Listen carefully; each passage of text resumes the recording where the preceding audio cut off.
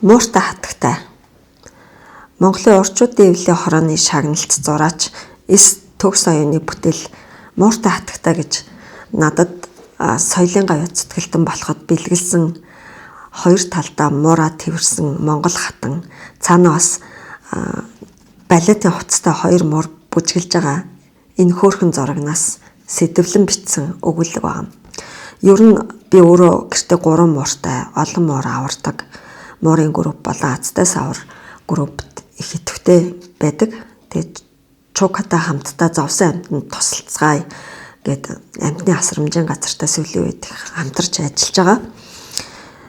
Тэгэд надаас мууртай хүмүүс, муур сонирхогчд муурын тухай зохиол ихнэ.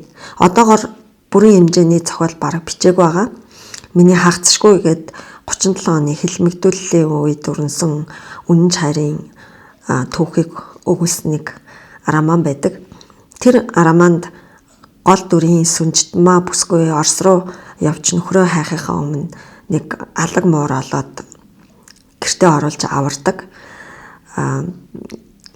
Их дагны тухай хөлн огторгон заадсан романд их даг нь багада Дунгамаа гэж охин байхдаа Хамаатан садангийнхаа нэг Балхаа гэдэг ламыг асарч хөлийн хучиж байгаа тухай гардаг. Тэр Балхаа ламын тэжээдэг бор ирээ муур энэ романд гарснараа ер нь миний мэдгээр Монголын түүхэн зохиолд анх удаа муур гарсан баг. Энэ хөл огторгон заадсан романд цаашдаа бас Богдхан их дагн хоёрын өргөж авсан дээлтэд төрсэн хүүхдүүд нь бас муур олж ирээд ногоон ордондоо тижээж байгаа тухай гардаг. Улаан могоо гэд 1-2 дугаар боттой уран сэтгэмжийн зохиолоо бичиж хахад бас муурын группийнхан Мерси Ахатан гэд миний нэг охин муур байгаа. Street Mix Мерси Ахатны дүрийг оруулж бичээч гэдсэн. Тэр нь 2022 оны үед хаа. Тэгээд энэ ч одоо дундад зууны үе гардаг зохиолоо. Тэгээд одоо муур тижээж байгаа тийм одоо төрслөл оруулахаар зохгүй хаа гэсэн чинь зэрлэг муур олоод хайрлж болно штэ. Юан гүрний болон ер нь Монголын дээр үеийн хаттын тухай зургууд дээр 90 хүртэл тижээж байгаа гардгийг штэ гэд бүр муурын группийнхан чинь нэлээд их л хатуудаа шаардсан. Ингээд улаан могоо зохиолын гол баатар номон дараа бүсгүй дүү чойжин дараагаа хайж явж байхдаа нэг зэрлэг ийм ой дотроос ноогоолтой гэд муурын зулцаг олж байгаагаар бас зохиолоо бичсэн. Тэр нь бол зүс нь манай Мерситэй айгу төстэйгээр бичсэн. Улаан халтар зүстэй ногоонуудтай тийм зэрлэг муурын бяцхан зулцаг олж авж байгаагаар зохиолоо бичсэн. Нэрэж болохгүй байх вэ. Эднэр бол дандаа ингэж зохиол дотор орж исэн төрслүүд улаан даашинц дээр бас муур олж байгаа тухай гардаг. Энэ мууртай хатагтай бол цэвэр муурын тухай богино хэлбэртэй ч гэсэн анхны маань зохиол байгаамаа. За мууртай хатагтай. Тэр надад боол мэтэл үнчээр үйлчлдэг. Харин би бол цонхон дээр суугаад баг үдийн дулаах наранд их дуртай. Өвөл бол дулаан гэртээ зөөлөн бодон дээр тоглох. Даарч бэрсэн хүмүүсийг цонхоор харж хэвтэгч зугаатай шүү. За ингээд би та нарт бит хоёрын учирсан түүхийг хүүрнэ гэж бодож байна. Би түүнийг намрын хүйтэн бороотой өдөш анхаарч үлээ. Зуны бүлээгэн шиврээ бороо сайхан л та. Далимд нь амны цангаагаа гаргаад бас усанд орчихно. Зуны бороонд бол би бараг л дуртай гэх үү. Харин намрын бороо хүйтэн, чихүүн, цотроо байдаг. Заримдаа намрын бороо шүн цас олон боторхон ч бий. За тэгээд тэр үдш би явган замын хажуудах ботон дор хоргодон хүйтэн бороонд норж таарад бөмбөлцтөл чичирч суус юм. Гэтэл нэг л гой үнэр сэнгнээд л цэв цэнхэр төвлөлтөй хөл миний дэргэд ирээд зогтослоо. Тэр готлынх нь гой өнгөтэйгээ. Гой үнэр уламж тодор сэнгэнсээр цэнхэр хувцастай цээж дээрээс минь тонгоож байна. Би хайгаад огл харан цогтох гэснэ. Зөнгөөрөө энэ бол минийх юм байна гэдгийг мэдэрсэн гээл бодож байгаа. Тэгтэл урт сормостой том нүд намайг ширтэж "Хүүе, бяцхан чи энд юу хийж байна?" гэлээ. Ихээ ээлдэгхэн хайр шингэсэн хоолой байсан болохоор би өөдөөс нь томоор харж байснаа. "Мяу, мяу" гэж мяулав. "Яана, чи бүр норчсон байна шүү дээ. Бяцхан амтан минь даарж байгаа да" гэж тэр хэлв. "Мэдээч штэ, би даарахгүй яах юм? Түн шиг зузаан цамцтай бас гой шүхэр барьчихсан ч биш. Намрын хүтэн бороонд халууцвал гэжтэй" гэж хэлмээр санагдан би уламж ууртаагаар мяуллаа. За ойлголоо. Чи өлсөж байгаа мэдээж даарч байгаа байлгүй? Наашир гэж тэр хэлээд миний дээрээс цэнхэр шүхрээрээ халхаллаа. "Хөөе, би бүр шалт норчгоод байна. Нэгэнд норчсон би шүхрээр яах вэ?" гэхэд би дахин чангахан шиг мяулчихлаа. "Иш, аргагүй чи бүр даарчхад чичрээд байна. Наашир" гэж тэр зөв зөөлхөн дув тулаахан гартаа намайг тэрвэрлээ. Түүний цээжинд наалтахад бас зөөлхөн бүрч аяглан үнэртэйсэн гэж. "Хүүе, чи намайг ингэж тэрвэрсэн ч гэсэн зарим өдгөө хүмүүс шиг орцонд оруулаад орхичих юм биш үсттэй. Үгүй, би орцонд үлдэхгүй шүү. Орцонд байхаар бүр хэцүү. Новшин хүмүүс намайг өшгөлж хөөдөг. Зарим нь намайг хараад муухай орилж "Жижүүрээ, энийг гаргаач" гэж орилдог. За жижүүр хэгчнэр бол бүр хэцүү. Муухай үнэртэй. Тэгээд муухай ааштай. Миний чих их сонор болохоор хүмүүс муухай орилохоор хингэрг хагарах гээд байдгийн штэ гэдгийг би түүнд хэлмээр санагдаж дахиад мяулсаар л байлаа.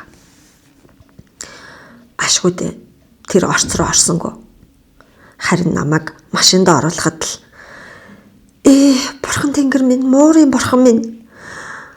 Энэ бүсгүй намайг орцонд орхихгүй гэдгийг ойлгоод санаа амарч зөөлөн үслэг сандал дээр нь унтаад өгсөн байлаа. Нэгс ирсэн чинь бит хоёр тэднийд орж байлаа. Түлхүүр эргүүлэх дуунаар л би сэрсэн юм л да. Дахин хэлэхэд миний чих их сонор, ер нь бүх муур тийм л дээ.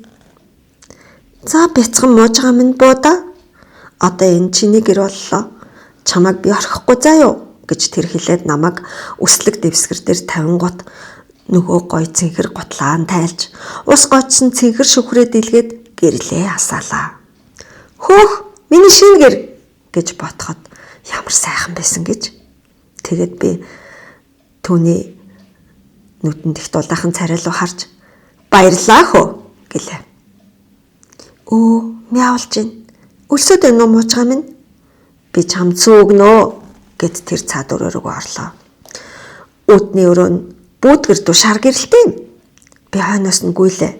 Хүн их том алхаатай байдаг болохоор гүөх хэрэгтэй байлаа л да. Том цэлгэр өрөө нь бүрч хурц гэрэлтэй юм. Уг нь би бүүдгэр дүү гэрэл нам гүмхэн дулаахан бас гиз цатгалан байхад л дуртай. Гэхдээ би сүү уумааргүй байлаа. Муур сүү уудгүй шүү дээ. Түүнийг л ойлгуулмаар байдаг. За яах вэ? Гэртээ болсон минь л хамгийн чухал нь гэж бодох зур тэр хөргөгчнөөс сүү гарган тавганд хийж тавилаа. Үгүй. Муур сүүнд дургүй. Чи хүүхэлдэйн киногоор амьдралыг бүх төсөөлж байл да. Үхэр чинь муурын дэргэд заан л гэсэн үг. Зааны тэр аимшигтай өтгөн сүг чи ууж үзсэн үү гэж асуумаар санагдаж би баахан өглөөд тэр сүүнд намаач хүргэсэнгөө. Нэрээ нөгөөх чинь цэнхэр төвлөө тайлаад хамар дээрээ бөмбөглгөн үстэй гэрийн шахаа өмсчиж тэр бөмбөлгөөр нь тоглолчмаар санагдаад "Хөөх, наадхар чинь өстой тоглолчмаар ид байна да. Надаа аваад өгөхгүй л бах та" гэсэн бодол орж ирсэн тул тэсэлгүй шаахааных нь өсөн бөмбөлгийг самардаж үзлээ. Өстэй юм дуртай мó чи? Ингэж чи яагаад суухгүй юм? Өсөөгүй юм бах та гэж тэр хэлээд сүгөө орхин намайг өргөж тэрвэрлээ. Тэгээд илээчтэй. Ирүү чихний араас л илч үзээрэй. Үгүй гэж Гэдсэн төрөвдөө гэж би хэлв. Нэрээ тэр овоо ухаантай юм гэж гэдсэнд хүрснээ болоод чихний араар ийлэхэд би уярсандаа хүрчгэлээ. Үнэхээр надад гоё байсан юм чинь. Моожгай, яагаад хүрчгэнж байгаа юм? Чи суухгүй бол би чамд тэгэж юу өгнө? Ядаж ус өгчгөл дөө. Тэр гайхан намайг харснаа. Мявлаад л ах юм. Өсөөд л ах шиг байна. За, интернетээс л харъя да. Гэх юм. Миний шээс хурч бас өлсөөд ам цангаад тэсгээ аргагүй байлаа. Бороо орж исэн ч гэсэн би шавхаатай бас уумарг байсан юм л да. Тэр намайг тэрсээр буудан дээр суугаад гар уцаа гарган гэрлээг алцуулан үзээд л байх юм би өлссөн хэвээрээ гэдс хоржигноод л. Миний бие чилж тэрээс нь мултрах санаатай морчгонон хойд хоёр хөлөөрөө гарын түлхэж мявллаа. Буумаар байгаа мó? Моожгаа минь за буу. Гэртээгээ танилцахгүй юу гэж тэр хэлээд намайг гоё гэгчийн хевсэн дээр тавилаа. Хевсэнд нь хумсаа ирэлчгмээр хорхоо өрөөд баахан хевсийг маажиж гарлаа.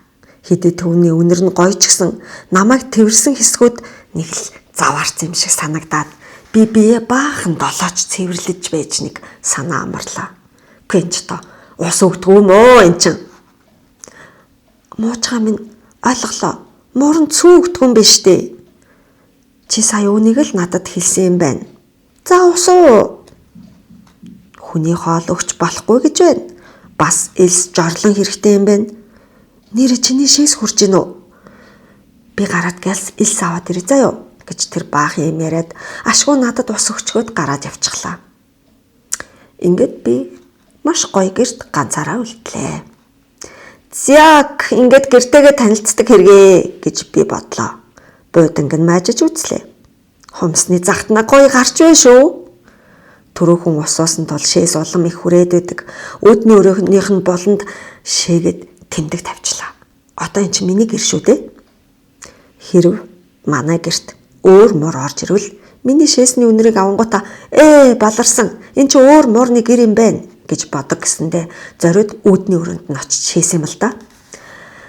Зяк цаашаа юу байна гэж сониучрхан мухрын өрөөлөнд шагалаа. Тэнд томоо гэгчийн ор байна. Миний хүний ор бололтой. Цонхон дээр нь гарч үзлээ. Том саглахар цэцэг байна. Шороо нь ёстой дайчгүй үнэртэй юм гэж. Цэцгийн хитэн навчийн зуулгааж, ойрд өсөн бөмбөг гаргаагүй учраас багхаа навч зайчлаа зайлагчлаа. Дайчгүй шүү.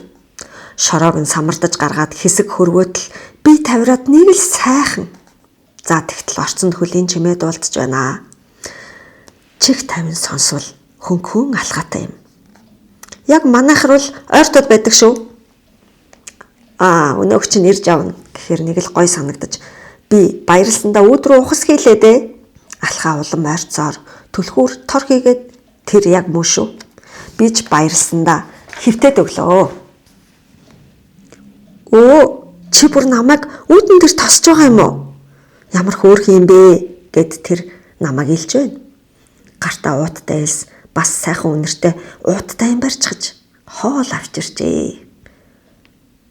Байз энэ муухай юм юуны үнэр вэ гэж тэр хэлээд үүдний өрөөгөөрөө явж шалгаснаа болонд миний шээсэн дээр очиод муужгай хүүе яаж байгаа юм бэ? Чи энэ чийч гисэн юм уу? Пүү муурны шээс ямар муухай үнэртэй юм бэ? Би элс авчирч яхахыг хүлээсэнгүй юу чи гэж хашгирлаа. Үгүй битээ хашгираач гэж би дуалтлаа. Күйрөө миний гэр чийчгээд бас мявлаад идэг штт гэж байна нөгөөтг чинь. Би өнөрөө үлдээж энэ гэр минийх шүү гэж л тэмдэг тавьсан ухаантай юм л да. За битээ уурлаач дээ. Бас мявлдаг штт гэж өглөөд л нөгөөх чинь миний шээсийг үнэртэй л арчаад байх юм, үнэртэй л арчаад байх юм. Юу н муухай үнэртэй байгаа юм бэ? Шээс шиг л шээс шүү дээ. Чи л муухай гэснээсээ болоод арчиж байгаа байхгүй юу? Уг нь арчих хэрэггүй л юм байгаа. За тэгээд миний жорлонг бас л чи л цэвэрлэн л дээ. Бас надад ус хоол өгнө гэж би бодон хевсэн дээр таатай гэх чинь хэвтэж байлаа. Үгүй нэрээ энэ гэр хурай, дулаахан, намгүм, цэвэрхэн ямар гоё юм бэ. Нэг л мэдхэд би ингэж бодсоор дуг хийсэн байлаа. Мужгаа гэх тэрний дуугаар би сэрв. Хүүш ямар дог үнэр вэ гэж би сэрэнгүүт бодов. Мууч анаашир хоол эд. Тавагт хатуу өрлөн амттай хоол хийч гэж би гудамжинд байхдаа нэг удаа иймэрхүү хоол идэж үзсэн л дээ. Нэг хөөхөн хүн надад авч өгсөн дэлгүүрээс. Даанч би дахиж түүнтэй хизээч тааралдаагүй. Нөгөө хоол авч өгдөг хөөхөн хүү явж гин үү гэл гордоод л байдаг байхгүй. Амттай хоол өгөх болов гэж түн шиг хөвгүүд рүү хэд хэдэн удаа очиод аимшигтай чанга хөшөглүүлж бас сахлаа хуухлуулж баларсан ч удаатай. Бүх хөвгүүн түн шиг сайхан сэтгэлтэй биш юм байлээ л дээ. За тэгэл би тэрнээс хойш ер нь хүүхдүүдээс айдаг болсон л доо. Юмми маш амттай. За одоо хүндэрч мээр байдаг. Би үүдний өрөөнд очтол хайрцагт ил свичгчээ. Окей, энд хүндрэх хэрэггүй. Ашгүй бааса болчихж болох юм байна. Чи чинь миний бодсноос илүү ухаантай юм а гэж би бодонгоо хайрцагт өсрөн орж хүндэрлээ. Гэнэт түүний чангадуу дахиад л хадлаа. Мухрын өрөөнөөс. Оо яана миний цэцэг муужгаа гэж тэр ойрлоо. Чихэн чирт юм а.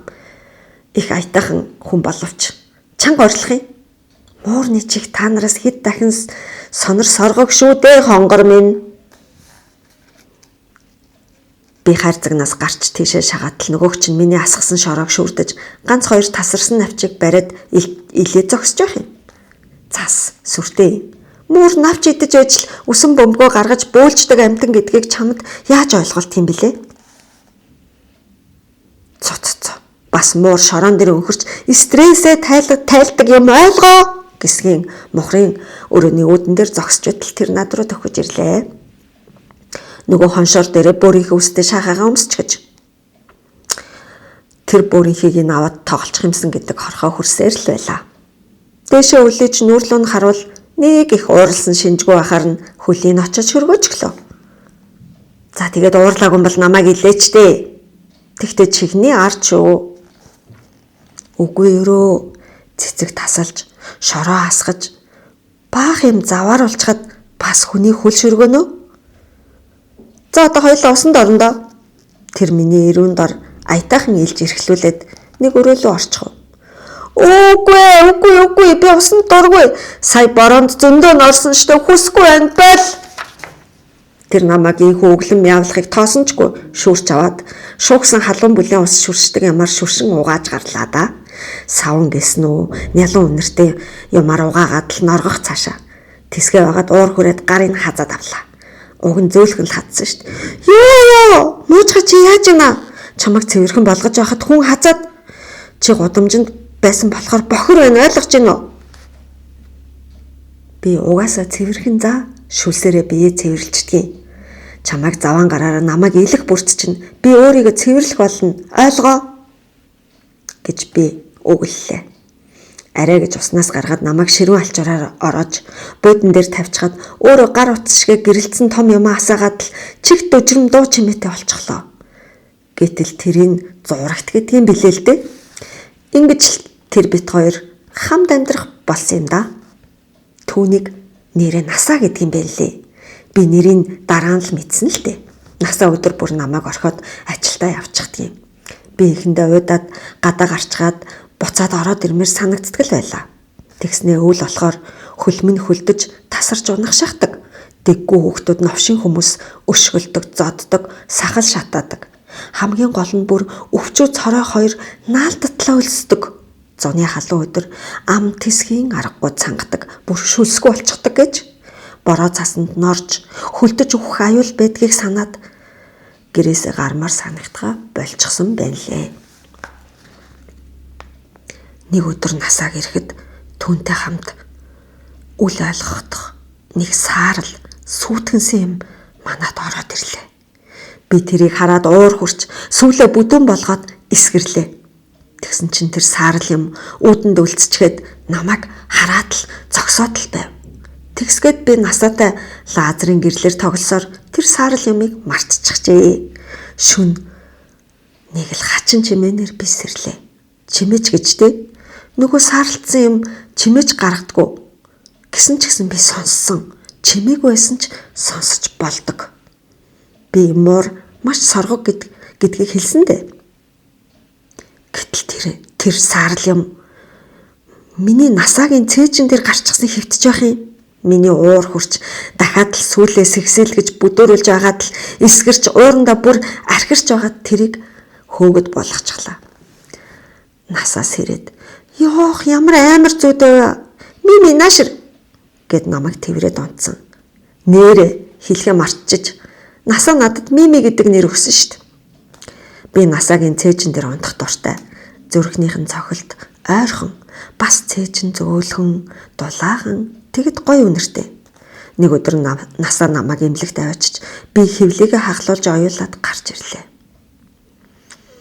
Их л өвдсөн.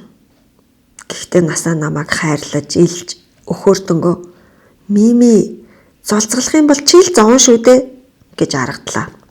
Эмнэлгээс ирээд гидсээ өвдөж, гидс маань маш их өвдөж, хэцүү байсан ч хэд хоноод л зүгээр болж бит хоёр урд их шигэ, эвтэй, найртай, бас хөвгчлөлтэй амьдарч эхэллээ. Нэг өдөр насаа надтай хамт авахулсан зургаа угаалгаж ирээд хандаа үлгэлөө.